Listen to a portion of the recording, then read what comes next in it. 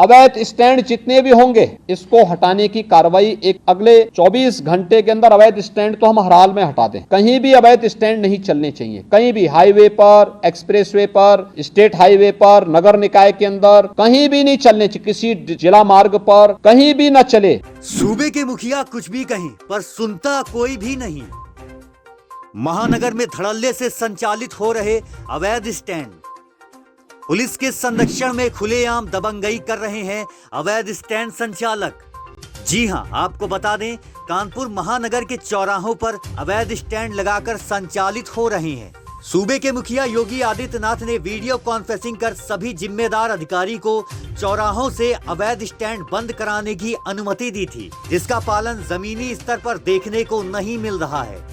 सभी चौराहों पर अवैध स्टैंड संचालित हो रहे हैं। इतना ही नहीं, स्टैंड माफिया अब लोगों का जीना भी दूभर करने में उतारू हो गए हैं।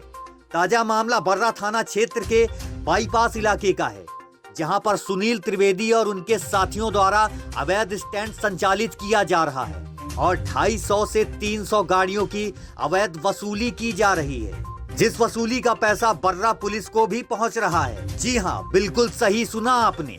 जहां भी दंड फंड या सेटिंग गेटिंग का खेल चल रहा होगा, वहां भला यूपी पुलिस पीछे कैसे रह सकती है।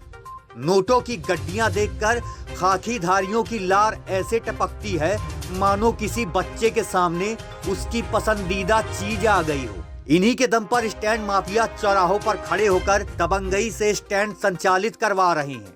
सिक्योरिटी गार्ड कर्मचारी को सुनील त्रिवेदी और उनके गुर्गों द्वारा दबंगई दिखाकर काफी पीटा गया और पुलिस ने स्टैंड माफियाओं का सहारा लेकर युवक पर जबरन दबाव बनाकर समझौता करा दिया, जिसके बाद दबंग माफियाओं ने युवक को फिर से लाठी, डंडे और लोहे की रॉड से पीटा और इतना पीट डाला कि युवक मरणासन स्थिति में बेहोश होकर जमीन पर गिर गया। घायल युवक को आनन फानन में राहगीरों ने हैलेट अस्पताल में भर्ती कराया, जहां पर उसकी आंख में गंभीर चोट आई है और एक हाथ कई जगह से फ्रैक्चर हो गया है।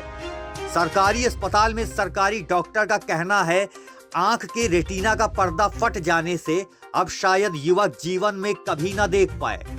इसका इलाज कानपुर के बाहर अन्य शहर में हो सकता है, कानपुर में इसका इलाज नहीं है। जिंदगी और मौत की जंग से लड़ रहे युवक ने बताया, बर्रा पुलिस अपराधियों के साथ मिली हुई है, जिस कारण अपराधियों की गिरफ्तारी नहीं हो पा रही है। ऑटो स्टैंड संचालकों से सवेरे थोड़ी सी तीखी सी बहस हुई थी, उसी में चौकी इंचार्ज यादव मार्केट आए और हम लोगों को बर्रा थाने भेज दिया था। वहाँ पर हम लोगों का लिखित समझौता हो गया, जबकि सवेरे मेरे साथ मारपीट हुई थी। वहाँ टेम्पो स्टैंड के दबाव में मुझे वहाँ समझौता करना पड़ा। मैंने समझौता भी कर लिया, हम अपने रास्ते चले गए, वो अपने रास्ते चले गए। समझौता एक तरीके से मैं वहाँ कमज़ोर पड़ रहा था सर, मेरा कोई मिलने वाला वहाँ नहीं था। इन लोगों के स्टैंड से समझते हैं, स्टैंड संचालकों का सारा सिस्टम अपना अलग ही होता है। शाम को मैं बाईपास पहुंचा हूं कि मेरे पास रोहन पांडे का फ़ोन आया कि कहाँ हो भाई, एक काम करो, तुमसे मिलना चाहते हैं। तो हमने, भैया बाईपास में है, ड्यूटी जा रहा हूं मैं प्रेजेंट टाइम में। तो बोले कहाँ हो, तो मैं बाईपास पे खड़ा हुआ। तो बोले लो सुनील त्रिवेदी से बात करो। सुनील भैया से बात हुई मेरी, बोले कि बाईपास पे ही हम, बस 1 सेकंड में तुम्हारे सामने आ रहे हैं। हाँ, सुनील त्रिवेदी स्टैंड संचालक है। ये बाईपास का जो स्टैंड चलता है ये सब गुंडे के दम पर चलता है पूरा। इन्होंने बोला कि तुमसे बात करनी है, सवेरे जो मैटर हुआ उसी संबंध थोड़ी सी बात करनी। तुमने बड़े भाई बताई है जो मेरे लिए याद है, हम तो समझौता कर चुके हैं, अब थाने में भी हमने दे दिया, अब क्या मामला है। बोला चलो आप थोड़ा सा बात करें। ग्लोरी गार्डन की तरफ पेट्रोल पंप के बगल में जो घूमती है वहीं पे ये लोग ले गए हैं। वहाँ पे पहुँचते ही इनके 10-15 साथी करीबन खड़े हुए। इन लोगों ने बस वहाँ पहुँचते ही मेरे ऊपर डंडे, गांठदार डंडे थे, उससे बुरी तरीके से प्रहार चालू कर। इनमें से एक लड़का मेरे सीधे मुंह पे गुम्मा मार दिया। उसने मुंह पे गुम्मा मारने जब मैं गिर पड़ा तो इन लोगों ने मेरे सर पे गुम्मे फोड़े, जिसमें कि मेरा एक हाथ ही ब्रेक हो गया है और मेरी आंख का रेटिना क्रैक हो गया है। आंख के रेटिना का पर्दा जो होता है, और डॉक्टर का कहना है कि उसका इलाज यहाँ नहीं हो सकता। इसके लिए हो सकता है अभी मुझे सोमवार को रेफर बाहर किया जाए।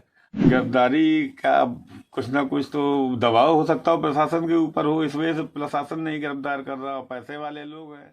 ऐसे माफियाओं को जेल में होना चाहिए था तो वह खुलेआम घूम रहे हैं। बर्रा पुलिस की संलिप्तता से लगातार स्टैंड संचालित हो रहे हैं।